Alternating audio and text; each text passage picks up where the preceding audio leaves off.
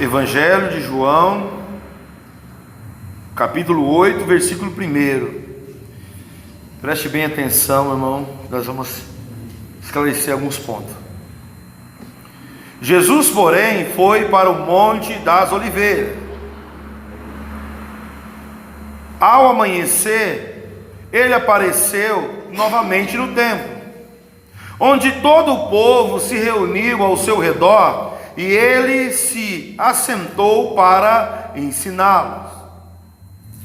Os mestres da lei e os fariseus trouxeram-lhe uma mulher surpreendida em adultério. Fizeram-lhe ficar em pé diante de todos e disseram a Jesus: Mestre, esta mulher foi surpreendida em ato de adultério. Na lei, Moisés nos ordena apedrejar tais mulheres. E o Senhor, que diz? Eles, diz a palavra, eles estavam usando essa pergunta como uma armadilha, a fim de terem uma base para acusá-lo. Mas Jesus inclinou-se e começou a escrever no chão com o dedo.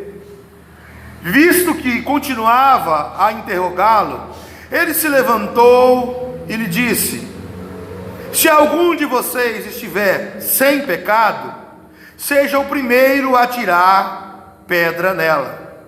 Inclinou-se novamente e continuou a escrevendo no chão. E os que ouviram foram saindo, um de cada vez, começando pelos mais velhos. Jesus ficou só, com a mulher em pé diante dele. Então Jesus pôs-se em pé e perguntou-lhe: Mulher, onde estão eles? Ninguém a condenou? Ninguém, Senhor, disse ela.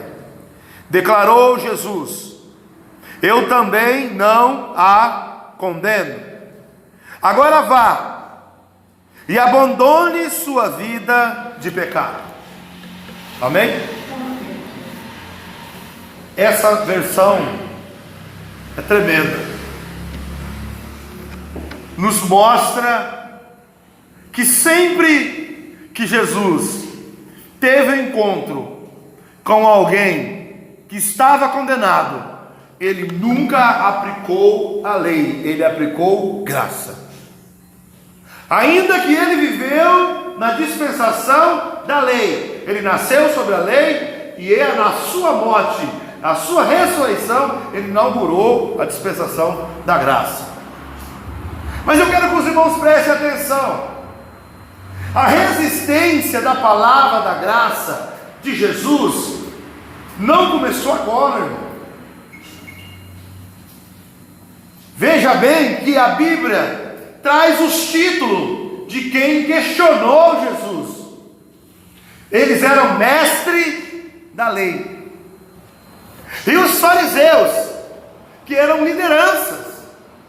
Foi lá que começou a se questionar, não apenas a ação do demônio, mas começou-se a questionar: como que vai ser esse negócio da graça?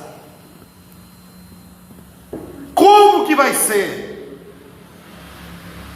Mas como a lei estava em vigor, eles queriam uma brecha para acusar ele e matar ele antes da hora.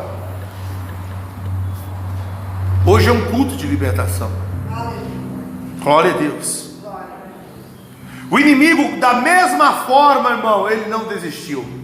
Ele vai procurar meio para te acusar, para te colocar numa situação de vergonha, porque eles fizeram a mulher ficar de pé no meio deles, como sinal de vergonha, e todos eles certo, e somente ela errado. Nem o homem que estava com ela não estava lá, ou a Bíblia não narra que ele estava lá. Só ela ia passar vergonha, ia ser condenada, e veria sobre ela a morte. O modo operante de Satanás ainda é o mesmo desde Eva.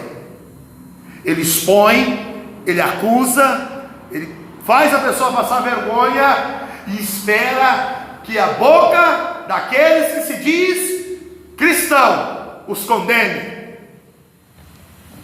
Agora não é mais pedra, pois a nossa língua foi transformada com uma arma muito mais afiada, muito mais pesada, muito mais cruel do que uma pedra. A nossa língua é a arma que leva também a pessoa à destruição, à condenação, à maldição na língua. Hoje Satanás opera dessa forma. Você se aprontou, não é assim? Como se pode? Eu não consigo entender. Como se pode colocar alguém de banco porque chegou no horário certo? 7h30 começa o culto. Pastor, dá para a pessoa se esforçar. Isso não é uma obrigação do ministro passar para eles. Não. É uma consciência. Se alguém tem condição de chegar cedo, né? Alguns líderes chegam e pedem. Eu não peço porque a responsabilidade de orar pelo culto não é do membro. Se o membro quiser apoiar, ele pode chegar cedo e orar pelo corpo. Mas a responsabilidade, o que o Senhor disse? Através da minha esposa, o Senhor usou e disse assim: por que você vai colocar outra pessoa para pregar? O rebanho é seu, a responsabilidade é sua. Se alguém falar uma coisa errada, o rebanho vai comer essa comida estragada. Eu levantei você, então é você que ora, é você que intercede. Eu coloquei unção, eu coloquei poder sobre a tua vida para um fim definido, para você fazer isso. Eu sei, irmão, que as igrejas são cheias de ritual, tradição, entende? Se não ler aquele texto, se não fazer aquele ritual, primeiro é o hino da harpa, depois tem que fazer isso, depois tem que fazer aquilo, e se não fazer, olha lá, o irmão está pecando, ou heresia, daí por diante. Mas é como a irmã disse: quem o Senhor condenou? Quem ele condenou? Quem ele deu sentença? Estamos falando de Jesus. Quem ele apontou e deu sentença e disse: você vai morrer, você vai para o inferno, você não tem solução. Eu gosto muito de alguns pastores que fazem uma brincadeira com Pedro, né? A Bíblia diz que Jesus visitou a sogra de Pedro, né?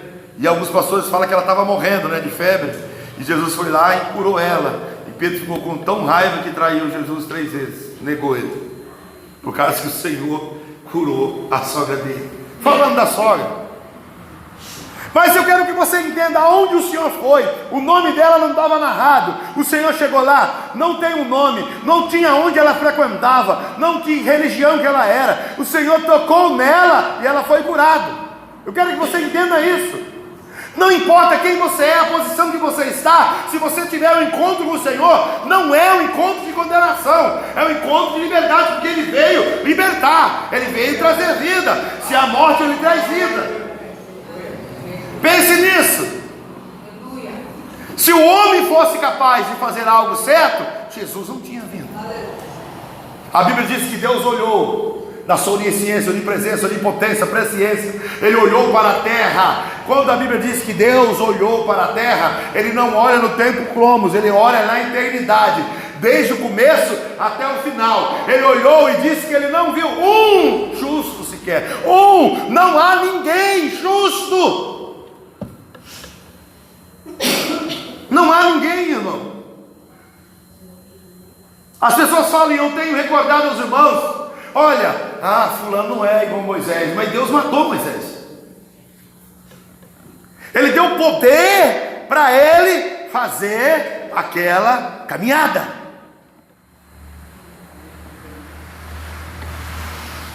E foi bem claro. Os irmãos lembram dos 70 que foi escolhido para ajudar ele? Os irmãos lembram? O povo olhava para ele e falava assim: você está meio velho, hein? Tradução do Moisés, viu? Você está meio borocochô já na curva do rio. É melhor você escolher algumas pessoas idôneas para te ajudar. Versão do Moisés, está lá diferente, viu? Você escolhe pessoas idôneas para te ajudar. Aí disse: vou conversar com Deus.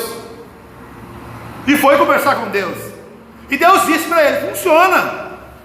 Mas eu não vou dar nada aos 70. Eu vou tirar de você, porque eu dei o poder para você levar os 2.700.000 pessoas daqui lá, só você. Eu vou tirar da porção que está em você e dividir com os 70. Viu, irmão, como é que Deus é diferente? Viu como é que é diferente? Irmão, será que eu vou aguentar? A pressão está tão grande. Você recebeu o poder, a capacidade, tudo o que você precisa para passar por tudo nessa vida já foi dado a você. Se você quer que alguém te ajude, vai ser tirado do teu couro. Entende? É tirado do teu poder, da tua unção, é tirado e dividido. Pense, a graça veio te libertar e me libertou. Não estou em processo. A Bíblia diz que quando Deus olha para mim, Ele vê Jesus Cristo. Eu estou no corpo dele e não há como melhorar isso. Ah, pastor, mas a minha carne, Deus é espírito, Ele nos deu espírito, Jesus é um espírito, nós estamos no corpo espiritual de Jesus. Quanto à nossa carne, Ele deixou bem claro, vigiai e orai, para que não caia em tentação, porque o espírito está pronto, aquilo que eu te dei está pronto, mas a carne é fraca. Mas o espírito que Ele te deu, não é. Ele te deu a capacidade para viver uma nova vida. As pessoas acham que é graça passar a mão na cabeça. Você vê nesse texto, se eu passar a mão na cabeça dela? Eu não vejo isso. Queriam pegar ele. E ele disse: olha, se você estiver, quem estiver sem pecado, pode começar a condenar ela. Nessa versão não diz que não houve nenhuma resposta. Desde os mais velhos, os mais novos começaram a sair, deixando as suas pedras, deixando as suas acusações, deixando as suas palavras negativas. A irmã está coberta de razão, de não aceitar ninguém condenando ninguém na sua casa, irmão. É um peso, fica lá, influi em você, entende? A Bíblia condena. Se você for lá em Romanos 8, se você for ler o capítulo inteiro, você vai ver que o Senhor, Romanos 1, capítulo 1, você vai ver que quem é coerente, quem não fala nada, quem apoia, quem é simpatizante de algo errado, será condenado com quem está errado. E aí? Aos Romanos, já era graça. O Senhor disse: ei, cadê aqueles que te acusam?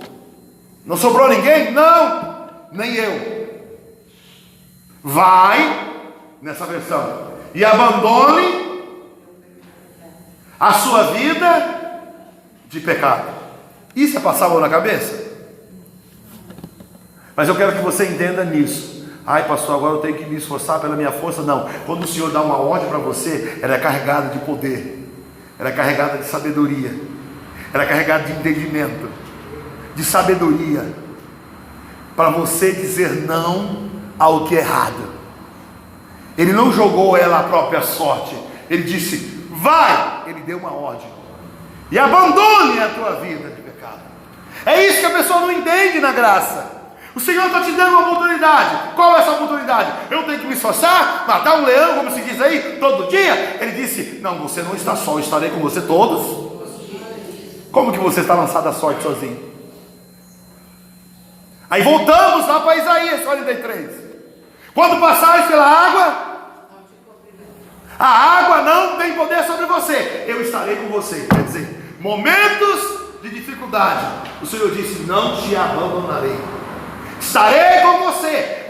Não importa. Na verdade, o Senhor disse assim, que a água não ia relar em você. Então, é por isso que o pastor Elias não fica pregando: gente, esse ano Deus vai chacoalhar a figueira, não é assim?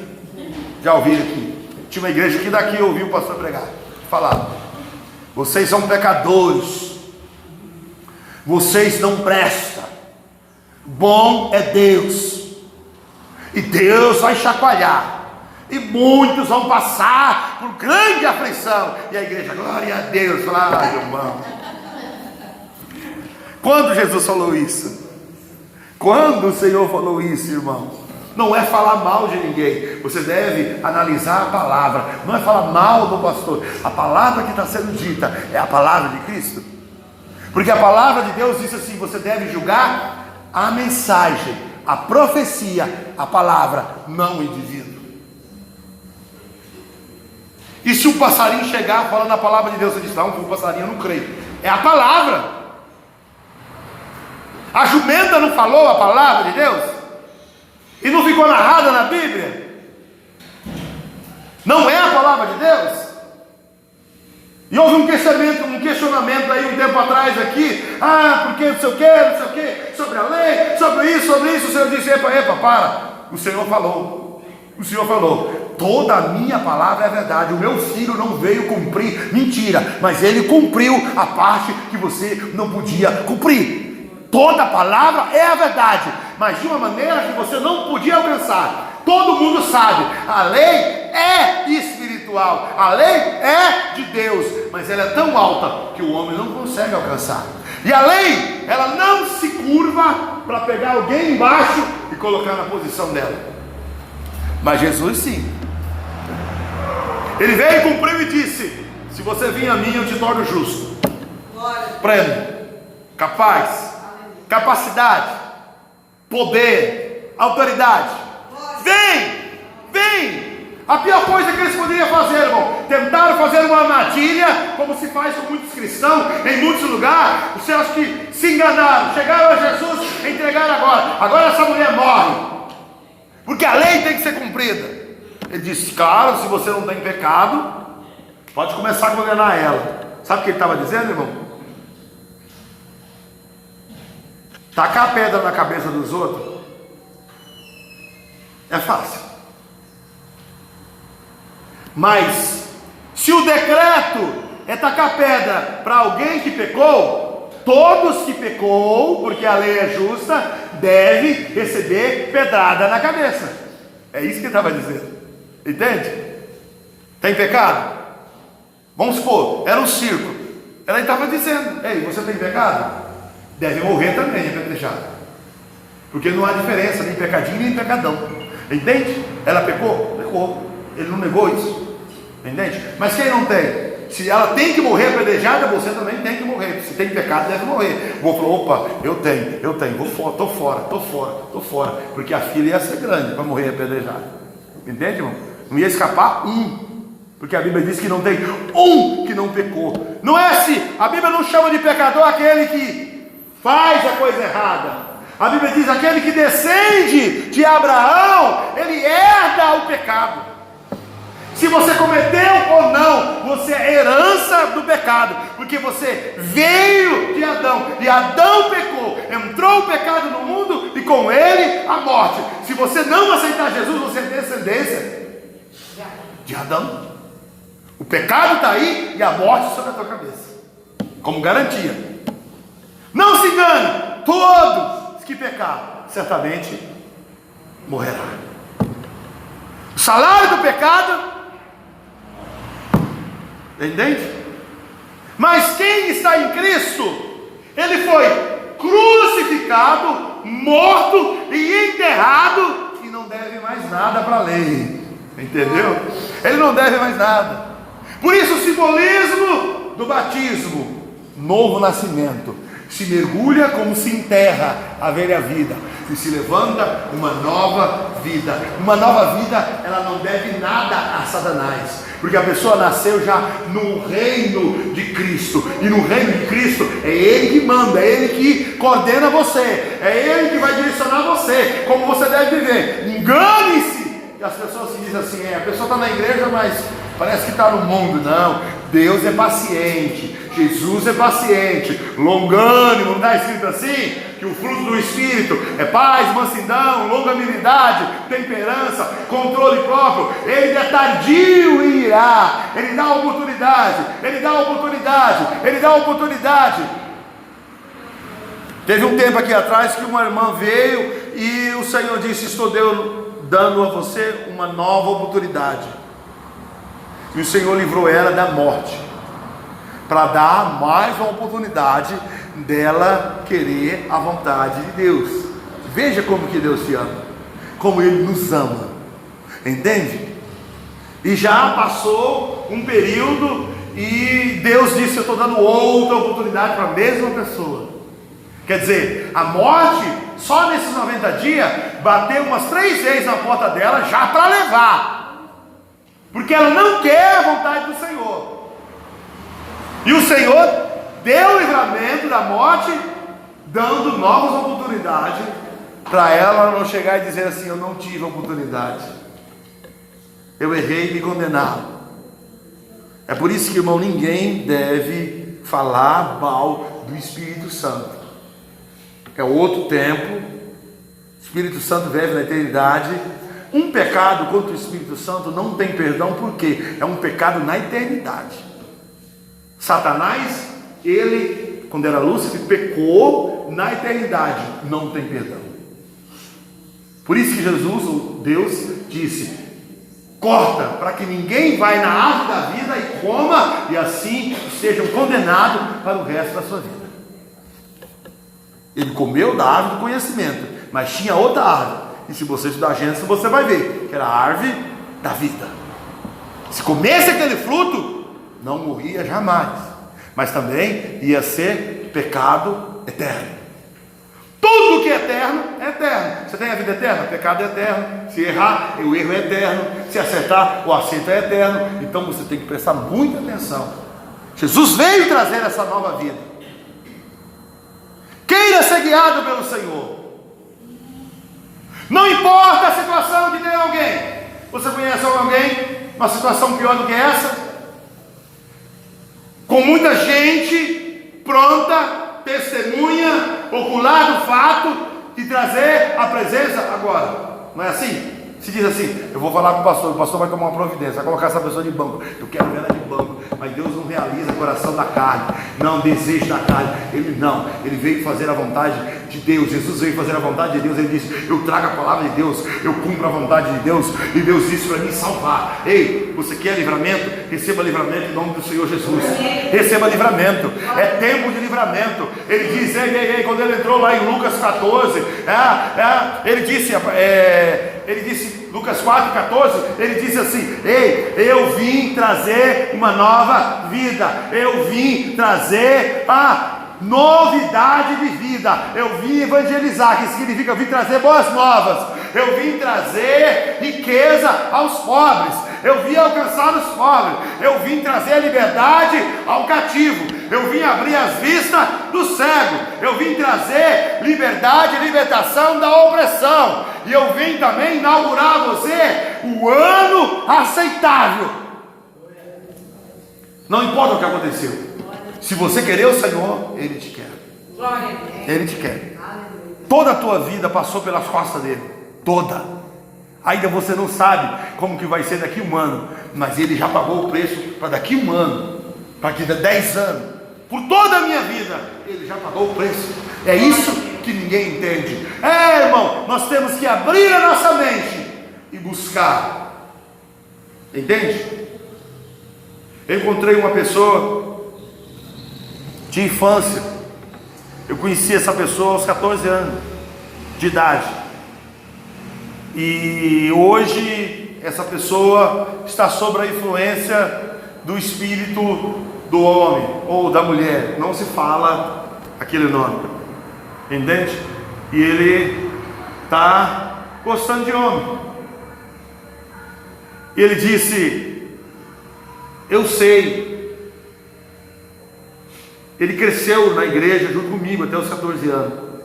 Ele disse: eu sei que eu vou para o inferno. O Senhor falou para mim, irmão, claramente. O Senhor falou assim: fala para ele que o inferno não é o lugar dele. E eu disse a ele: engana você. Se você querer o Senhor, o céu é teu lugar, o céu é para você. Ele olhou para mim assim e falou assim: nunca ninguém me disse isso. Eu falei: o céu é teu lugar, basta você querer. Basta você querer.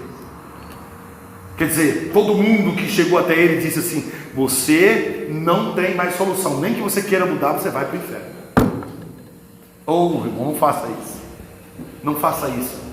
Se Hitler estivesse na nossa época, ele se convertesse no céu. Se fosse uma pessoa, ele teria morrido. Qualquer um, em qualquer situação, aceitando a Jesus, querendo a vontade dele, o céu é o seu lugar. O céu é o seu lugar. A nova vida é para você. Irmãos, eu não sei se os irmãos entenderam.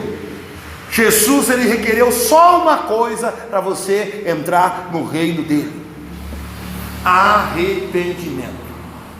Nós não somos escolhidos porque somos bons ou perfeitos. Somos escolhidos pela capacidade de se arrepender. Quando você faz uma coisa errada, você sabe que fez errado, não sabe?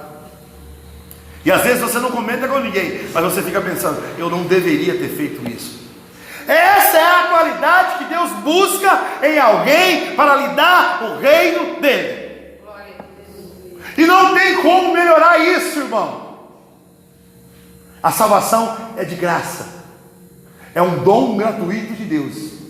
Não é o pastor que diz você está salvo e o irmão que diz você vai para o inferno. Lembra que eu disse para os irmãos: você só pode convidar alguém se for a tua casa. Se você mandar alguém para algum lugar, tem que ser a sua casa. Preste bem atenção no que eu estou te falando. Ah, eu quero que você vá para o inferno. É a tua casa? Você só pode receber se for a tua casa. É o que diz a palavra. Entende? Não mande. A Bíblia chama de doido alguém que manda alguém para o inferno. E a Bíblia diz que é um doido. Ele não entende o que está falando. Ele não sabe de nada do que está falando. Você só pode receber se for a tua casa. Imagina quantos irmãos que tem. Eu tenho falado que manda não sei quantos irmãos, não sei para onde, e não sei para que lugar. É a tua casa? É a tua casa? Pense nisso. Pense nisso. Pense nisso. O Senhor disse: o céu é o teu lugar. Eu vou preparar. E preparou o lugar, o corpo dele. Ele disse: ó, venha, venha, venha, venha, venha morar. Seja membro do meu corpo. Venha morar. Existe solução. Seja livre do pensamento da lei. É o que eu quero passar para você nessa noite.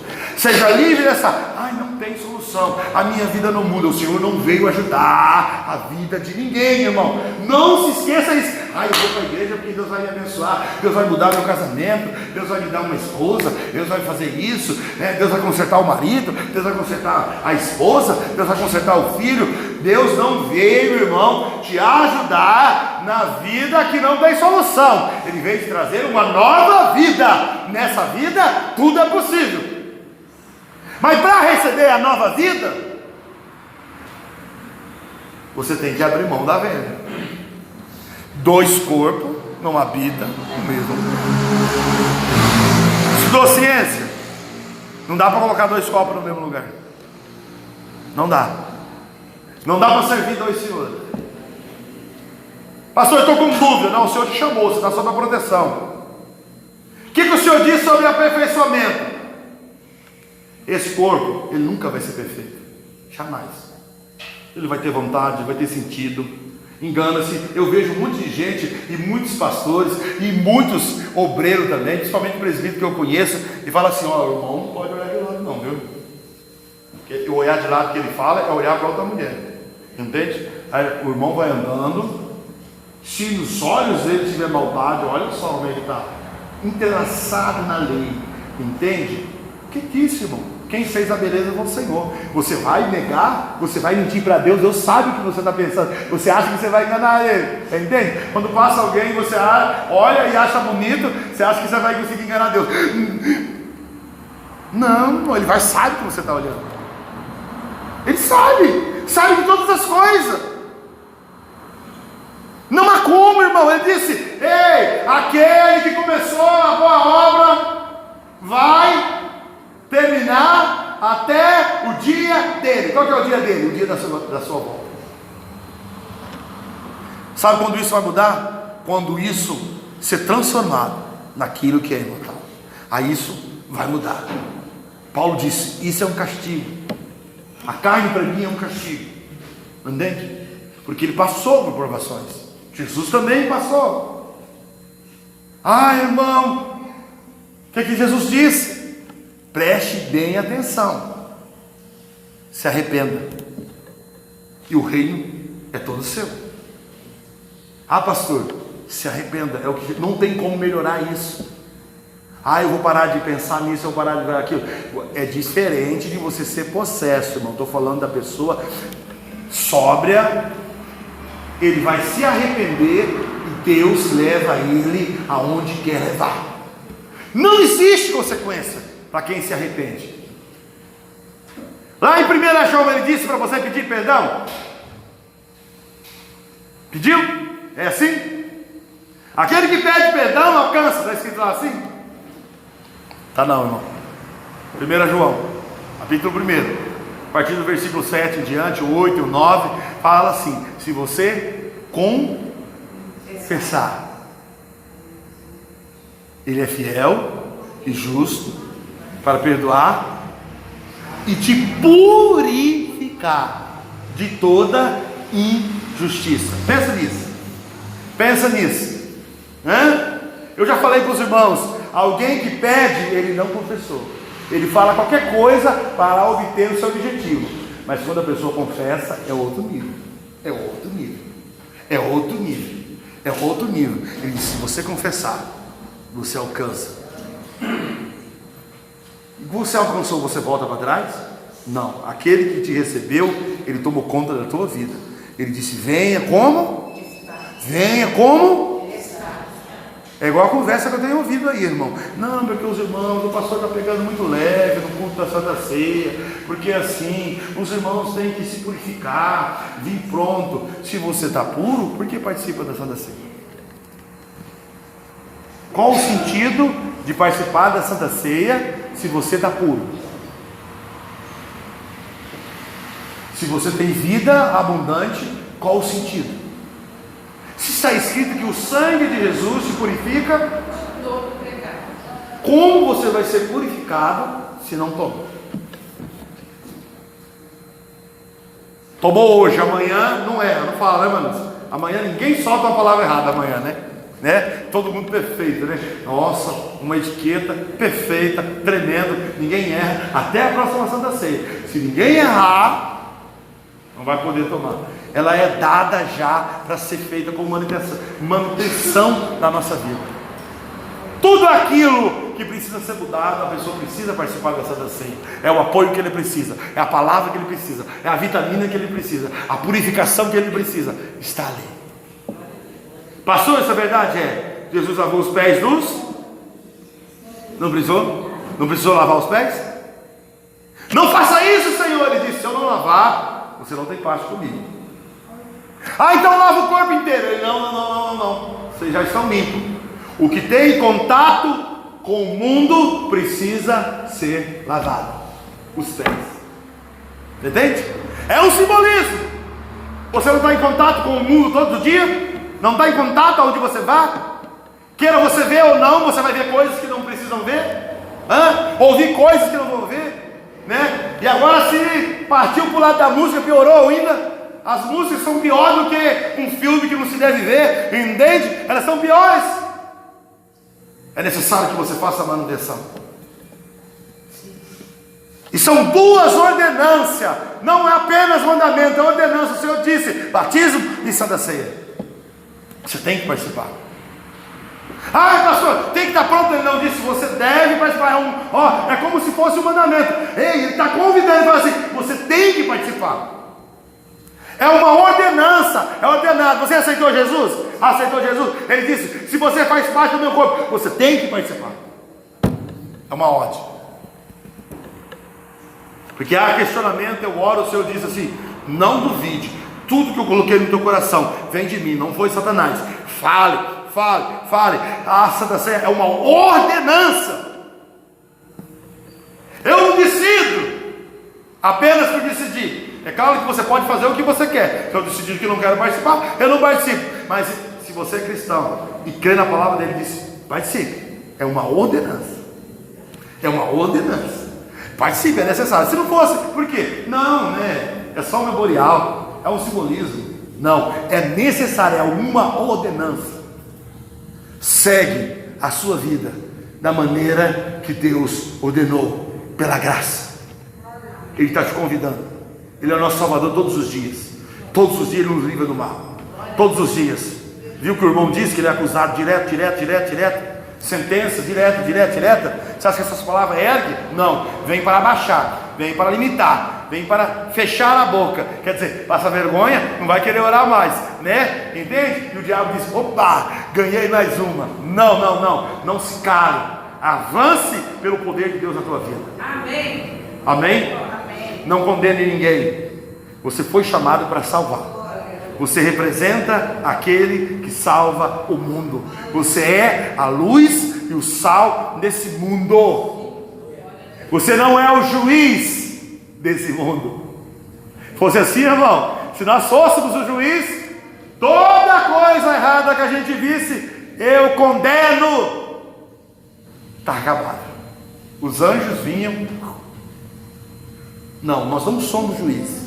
Preste bem atenção no que eu estou dizendo. Você não é juiz. Você é um filho de Deus. E a ordem é essa: salvar. Pastor, por que fulano está doente? Precisa de libertação. Chegaram e falaram: fulano está assim. Precisa de Jesus. Qual que é o remédio? Jesus Cristo. Ah, será que funciona, pastor? Tudo é possível aquele que crê. Amém? Está terminado em nome do Senhor Jesus.